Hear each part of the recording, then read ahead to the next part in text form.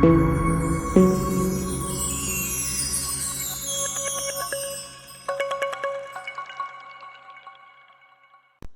extension.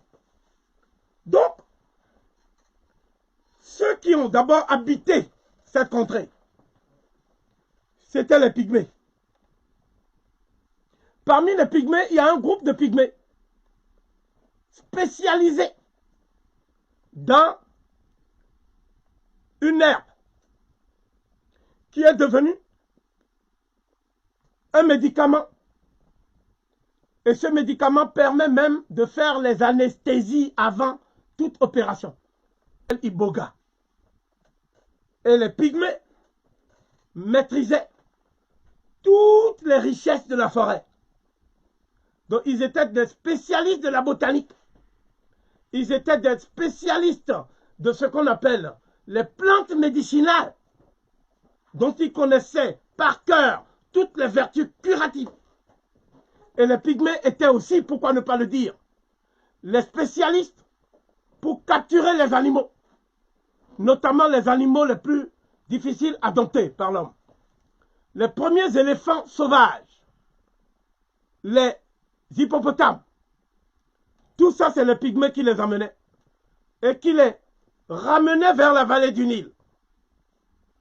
Les pharaons les connaissaient et les vénéraient. Donc, ça veut dire quoi? Qu'est-ce que je veux dire par là? Les pygmées du Gabon, dont le pygmée Bongo. Bongo a toujours voulu cacher qu'il était un pygmée, alors que normalement c'est un honneur. Il avait honte de son ascendance pygmée. Et il avait honte de son père, qui était un des plus grands guérisseurs pygmées de l'Afrique noire, de son fils. Donc, qu'est-ce qui s'est passé? Les pygmées étaient avec les Mpongwe. C'est une autre ethnie qui était extrêmement enracinée. Le temps me manque pour dire toutes les prouesses des Mpongwe. Mais il y avait aussi une autre ethnie qui est venue voir les pygmées pour prendre les rites ancestraux des pygmées qu'on appelle le Bwiti. Donc eux aussi, ils sont venus prendre le Bwiti. Donc c'est les Apinji, et ils ont transmis ça aux Fang.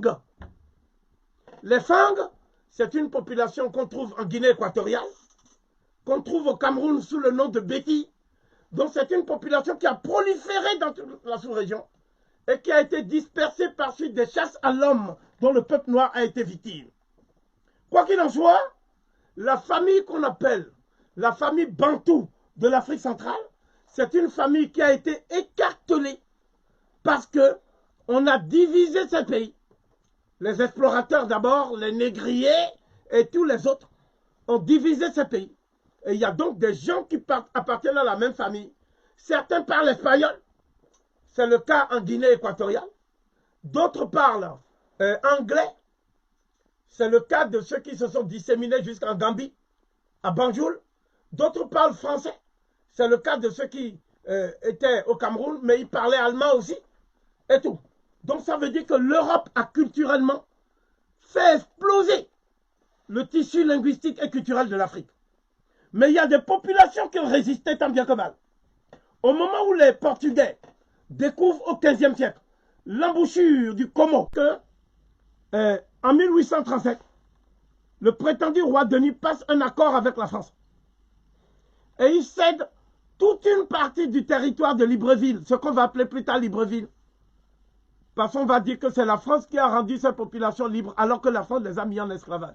Donc je propose à partir d'aujourd'hui qu'on enlève Libreville pour mettre Esclavageville sur l'autre rive de Congo. Ce sera donc le point de ralliement des colons français. Donc les Mpongwe, qui sont donc infiltrés de l'intérieur, vont devoir mener une résistance sur deux fronts. Le front contre les Blancs et le front contre leurs propres agents internes, dont le fameux roi Denis. Donc, il y a d'autres qui vont prendre le relais. Il y a un qui s'appelle René Hilaire Adiaeno. C'est une des figures de la communauté Mpongwe. Et qu'est-ce qu'il a fait? il a dit, il faut que les Blancs puissent accéder à la forêt. Donc, il faut que les Pygmées quittent la forêt. Il faut couper le bois. Il faut que les Noirs, les Nègres, les Indigènes récoltent beaucoup de caoutchouc pour la France. Il faut que les Indigènes produisent beaucoup de coton pour la France. Donc, ça veut dire que le territoire, par suite de la félonie du roi Denis, est devenu un territoire que la France exploite maintenant sans aucune retenue. Donc, la France va demander à ceux qui vont exploiter les Gabonais d'aller faire des enfants. Donc, on fait des enfants avec des filles Mpongwe de 16 ans, des filles femmes de 14 ans. Et après, on dit que les enfants s'appellent Chambrier, hein, ou Walker, ou des noms comme ça. Et leur teint clair leur conférait un certificat d'humanité qui leur permettait de narguer ceux qui ont la peau sombre. Donc, on a créé une sorte de rivalité artificielle entre ce qu'on appelle les sans-mêlés et les nègres au Gabon pour diviser le Gabon. Donc, pour diviser le Gabon, la France a eu recours à 4 institutions. La première, ce sont les missions catholiques venues de Lyon et autres, qui sont là officiellement pour l'évangélisation. Mais comme ils le disent eux-mêmes, les Noirs sont les seuls à appliquer les commandements divins. Leurs colons eux-mêmes ne les appliquent pas. On dit tu ne tueras point, ils tuent. On dit tu ne forniqueras point avec quelqu'un de ton sexe, il fornique. C'est pour ça que le Gabon est le premier pays d'Afrique noire à avoir dépénalisé l'homosexualité. Je reviendrai là-dessus. Et le Parlement gabonais va voter. Parce que Ali Bongo et sa clique ont dit que c'est la meilleure façon pour eux de revoir la mise à plat des dettes du Gabon. Parce que c'est du chantage qu'on a exercé. Donc je disais que, en ce qui concerne le Gabon, il s'est produit un phénomène. Ce phénomène, c'est que la France qui avait expérimenté ça en Côte d'Ivoire, en considérant certaines populations comme allogènes et en considérant que certaines populations sont autochtones, notamment les Akans et autres, la France a fait la même chose au Togo. Elle a dit les populations du Nord, les Kabyais, les Betamadibé, les Somba, tout ça, sont des sauvages et que ce sont les populations du Sud et singulièrement les Métis, les Olympio, les Da Silva, etc., qui sont les meilleurs, les Lawson. Ils font la même chose au Gabon. Ils disent que certaines populations, comme les Fang, les Pygmées, les Apinji et autres, sont des populations qui n'ont pas plus de droits que des ethnies qu'eux-mêmes ont désignées comme privilégiées au Gabon. Et ce sont ces ethnies qu'ils ont assimilées, en les emmenant d'abord dans l'église catholique, apostolique et romaine. L'homme qui a fait le plus mauvais travail en la matière s'appelle Schweitzer. C'est un Alsacien qui fouettait des parents nus devant leurs enfants. Et qui disait que c'est au nom de Jésus qui faisait ça. Un individu vil, hein, une raclure et une racaille. Voilà comment je qualifie Schweitzer. J'ai le temps d'y revenir. Il y a la deuxième chose, c'est l'école coloniale. Après l'église, c'est l'école coloniale qui joue le rôle. L'école coloniale va enseigner en fait que tous ceux qui ont été les assassins, les génocidaires du peuple africain, sont en fait les bienfaiteurs de l'Afrique. Donc on va nous dire que Gallieni était un bienfaiteur de l'Afrique, que Colbert était un bienfaiteur de l'Afrique, que Napoléon était un bienfaiteur de l'Afrique, que De Gaulle, le génocidaire, était un bienfaiteur de l'Afrique.